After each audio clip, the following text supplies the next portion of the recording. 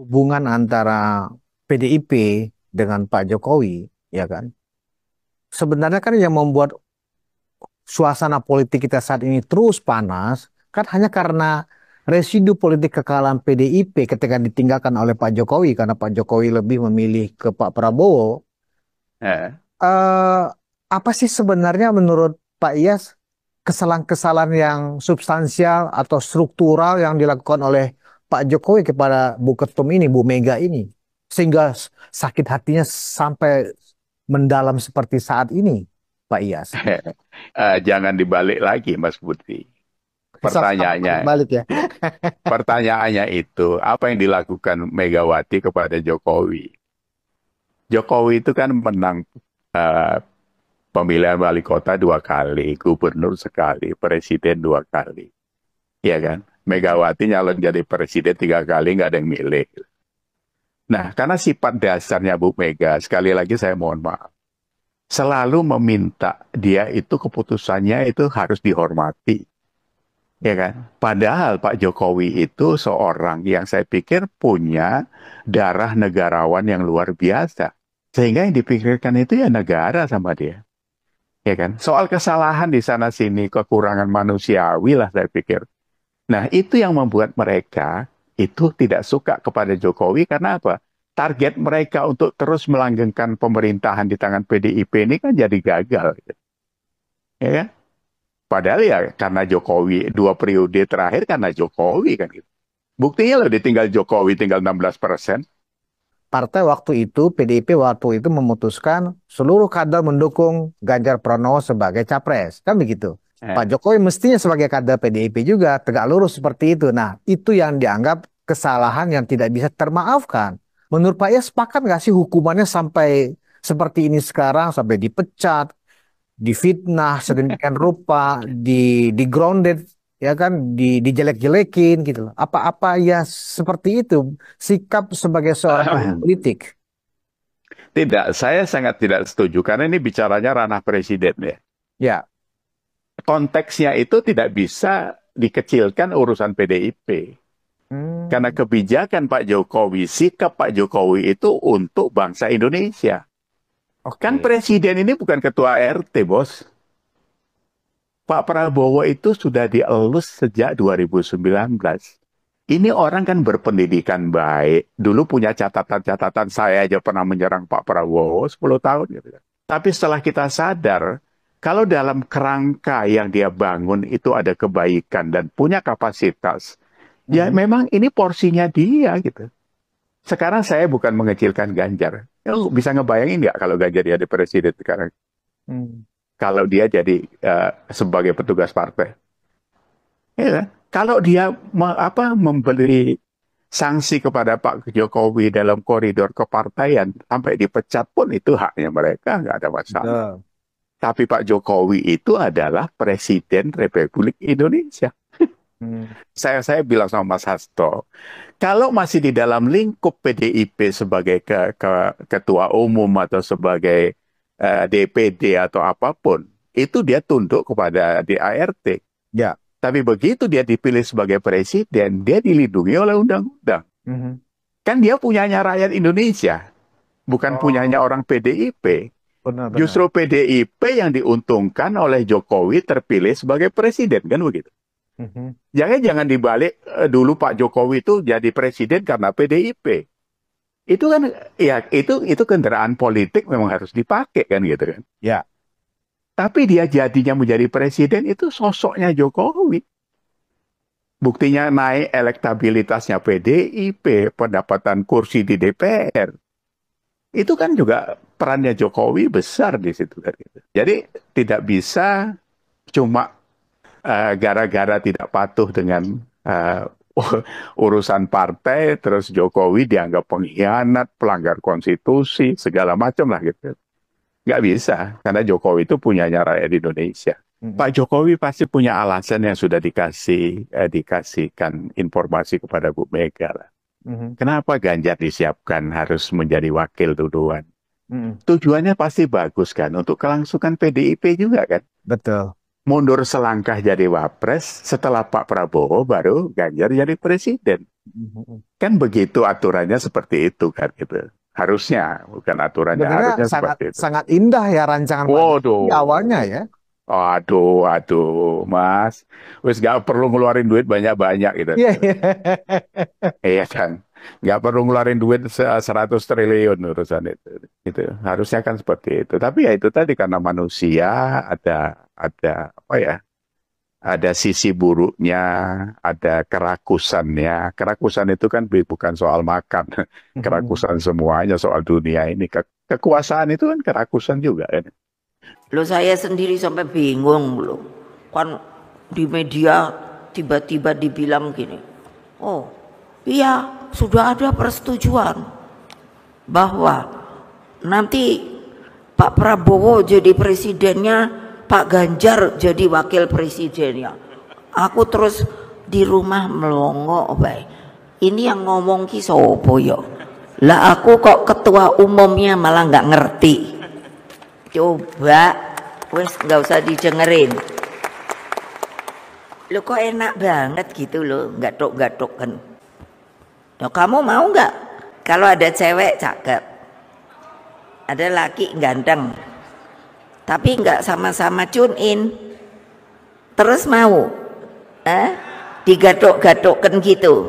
Ayo, padahal yang perempuan udah punya pacar, yang laki udah punya pacar. Ayo, mau apa enggak? Tapi nggak semua ngomong, berarti ada yang mau. Payah anak buah saya. Ini kita berandai-andai, kita coba flashback pada saat Nah, sebelum sebelum Pilpres kemarin itu Pak ya, seandainya ya plan dari Pak Jokowi Prabowo Ganjar sebagai salah satu pasangan ya yang akan berkontestasi, sebenarnya itu bisa jadi melawan kota kosong barangkali ya pada saat itu ya kan? Iya kan? sangat mungkin, sangat Iya. mungkin. Iya. Tetapi kenapa ya rancangan indah yang disusun oleh Pak Jokowi ditawarkan ke PDIP, ditawarkan ke Bu Mega, justru emoh. Masa kita jadi Pem- cawapres, kan kita pemenang pemilu, iya, kita mayoritas di parlemen, kan begitu. iya, iya. Padahal mengalah sedikit karena anggaplah eh, periode Ganjar sebagai wakil presiden. Pasti setelah itu kan baru Ganjar yang akan didorong untuk ke atas, kan begitu. Indah sekali ya Pak Iyas. Tapi kenapa itu sampai kemudian tidak diaminkan ya oleh teman-teman PDIP, khususnya oleh Eh, ya. jadi kita boleh berusaha, tapi the end of the effort itu harus diterima dengan rasional gitu. Jadi orang Jawa bilang jangan makan ke susu, nanti keselak. Keselak sakit Mas itu. Iya, Iya. iya, iya. Nah, PDI ini keselak kemarin itu. Hmm, Sayangnya nggak cepet-cepet mau minum air putih. hmm. Iya. Jadi keselaknya lama di tenggorokan sampai sekarang itu gitu. Itu bisa sesak napas bos kalau diteruskan. Saya meluruskan kalau ada akhlak etika yang tidak baik itu harus kita benerin. Tapi tidak sedikit orang yang tidak suka kepada Bu Megawati dan PDIP itu. Hmm. Mas Budi tahu apa yang terjadi di lingkungan perumahan saya ini? Itu di belakang sini ini semuanya orang PDI. Oh, Kemarin itu menangnya Prabowo 70% bos. padahal Kayak PDIP mereka. PDIP itu. Supir saya itu ada. Di rumah ini ada dua. Saya tanya nanti milihnya. Ya milihnya ya milih Prabowo Pak. Karena Oh. apa? Karena kesannya itu sudah tidak baik di masyarakat itu. Jadi arogansi yang ditunjukkan orang-orang PDIP itu dibaca orang semua.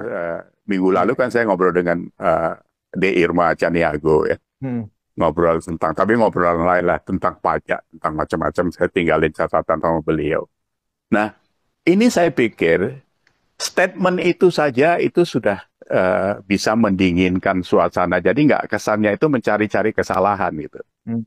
Kalau sekarang yang kita lihat dari kawan-kawan di PDIP ini, oh, mohon maaf lah saya ya, itu ada di Sitorus lah, segala macam itu. Itu kan sebenarnya penyerangannya itu kadang-kadang itu cuma hoax atau itu dibuat-buat, itu tidak baik dan itu akan kembali kepada mereka sendiri. Hmm. Jadi hasil yang mereka terima sekarang itu adalah itu tabur tuai, Mas Budi. Iya, iya, iya.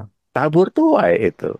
Jangan menyimpan sakit hati, jangan menyimpan dendam, jangan membawa marah dalam tidurmu. Mati sel otakmu itu, iya kan? Ya. Iya kan? Emosi itu kalau dibawa tidur itu mematikan sel yang tumbuh malam hari kan, Mas Budi. Iya, iya. Apa kita mau matikan sel kebangsaan kita sekarang untuk ego itu? Ini kan marah terus ini. Ini bisa mematikan sel kebangsaan karena hasutan semuanya salah pemerintah ini. Itu kan tidak benar sebenarnya. Makan gizi, makan bergizi gratis. Kan Bu Mega juga waktu nyampaikan, mana cukup 10.000 ya. Kalau ukurannya menteng ya nggak cukup. Iya. Tapi kalau ukurannya Probolinggo ya lebih-lebih. Oh, nasi pecel 4.000 di sini. Iya, iya, iya. Ya kan? Nah itu kan harusnya proporsional gitu. Jangan asal jeplak aja gitu kan dilempar ke ranah sosial. Jadi Nah, image-nya tidak bagus. Pak Iya, sebenarnya motif atau tujuan dari Bu Mega ingin bertemu Pak Prabowo ini apakah murni untuk kepentingan kebangsaan, ya kan? Kepentingan kita ingin menjadi negara maju di 2045, ya kan? Indonesia emas, atau sebenarnya tujuan jangka pendek? Kan sekarang Hasto ini kan sedang dalam kasus tersangkut di KPK, ya kan? Iya, iya, Suap dan merintangi penyidikan, bahkan sudah masuk ke iya. pengadilan. Kemudian ada rumors bahwa negosiasi yang diharapkan dari pertemuan Bu Mega dengan Pak Prabowo adalah di pra peradilan menang, kan begitu. Iya, Seolah Presiden bisa atau Pak Prabowo itu bisa mengintervensi pengadilan. Apakah iya. itu tujuan sebenarnya dari pertemuan ini menurut Pak Iyas? Saya melihatnya tujuan jangka panjangnya saya nggak jelas. Mm. Karena saya pikir, mohon maaf sekali lagi saya, Bu Mega itu tidak sekuat Prabowo dan Jokowi membangun visi misi Indonesia. Oh. Yang pasti itu kalau menurut saya Mas Budi, itu adalah tujuan jangka pendek saja. Karena Apa itu? begitu, ya Hasto jadi tersangka kan ribut sini. Hmm. Ada video yang diumpetin di Rusia lah, Hmm. sama Koni. Videonya mana? Mana videonya? Dokumennya mana? Tunjukin saja. Nah iya, dokumennya mana? Jadi jangan gertak sambal mengada-ngada seolah-olah mau bargaining position kan gitu. Ya. Nah, ini yang dibaca orang di pasar ini, dibaca orang sampai ke level sholat Jumat. Saya cuma Oh, ngasih tahu sama mereka, yang baik diambil, yang buruk jangan ditelan. iya, iya. Jadi inilah politik saya bilang ya, usahanya mereka seperti itu. Nah, kalau ada apa-apa yang perlu disampaikan kepada KPK, sampaikan saja. Saya Hmm. bilang kan kemarin, kita menunggu ini kalau ada video itu. Entah video apa kan kita nggak tahu. Ya. Nah, terus statementnya Mbak Puan kan bagus itu. Ya kalau kasus hukum dihadapi katanya kan. Bagaimana PD Perjuangan, Mbak Puan melihat ini? Apakah ini konsekuensi dari kritik-kritik yang disampaikan oleh PD Perjuangan, Mbak? PDI Perjuangan taat hukum, jadi akan mengikuti proses hukum yang ada. Artinya Hasto harus gentle dong. Kalau ada apa-apa ya dia harus hadapi itu. Iya kan? Jadi lebih ke tujuan jangka pendek sebenarnya. Iya Artinya, jangka pendek kalau menurut saya. Mau melepas isu itu. Karena kalau Hmm. kita lihat sejarahnya Harus Masiku, itu catatannya kan panjang. Yang tanda tangan pertama Hasto sama Bambang Pacul. Hmm. Yang kedua Hasto sama Yasona. Hmm. Yang ketiga Hasto sama Bu Mega. Nah Hmm. kalau itu menjadi kasus, itu kan semuanya kena itu. Itu sudah dibeberin di medsos di mana-mana itu. Nah ini kan harus mereka sadari bahwa itu tidak bisa disembunyikan. Rekam jejak kita sekarang ini Mas Budi, ya cuma mandi telanjang aja kita yang nggak diintip orang gitu kan. Yang lain-lain apa? Jadi saya pikir ya kalau buat saya kesimpulannya ya untuk jangka pendek itu supaya Ah, lepas kan gitu. kalau hanya untuk tujuan jangka pendek seperti itu, semua semua orang yang rasional ya, saya pikir yang objektif ya, pasti Eh, nggak akan setuju Pak Prabowo kemudian mau menerima pertemuan dengan Bu Mega, karena kan pertama itu kan berarti mendorong presiden untuk menabrak hukum, kan begitu, demi Iya, kepentingan politik. Walaupun dalam politik nggak ada yang nggak bisa kan begitu Pak Iyas? Itu iya, tapi saya pikir gini, Pak Prabowo pasti lebih wise. Hmm. Persoalan ketemu satu hal, tapi di bargaining masalah hukum mungkin Pak Prabowo tidak mau. Oh, Saya kok punya keyakinan itu. Kalau reconcile-nya masalah pertemuan untuk mengadepkan perpolitikan, itu satu hal, Mas. ya sepakat Tapi kita. kalau itu kita harus sepakat. Ya, ya. Tapi kalau dia menyerempet dengan dihentikannya perkara, itu Mm-mm. pasti semua orang tidak setuju. Hmm. Pak Prabowo jangan sampai ketarik ke sana, bahaya itu. Mm-mm. Karena semuanya tidak boleh diintervensi, walaupun dalam kenyataannya hukum kita ini apa yang nggak diintervensi kan gitu. Mm-mm.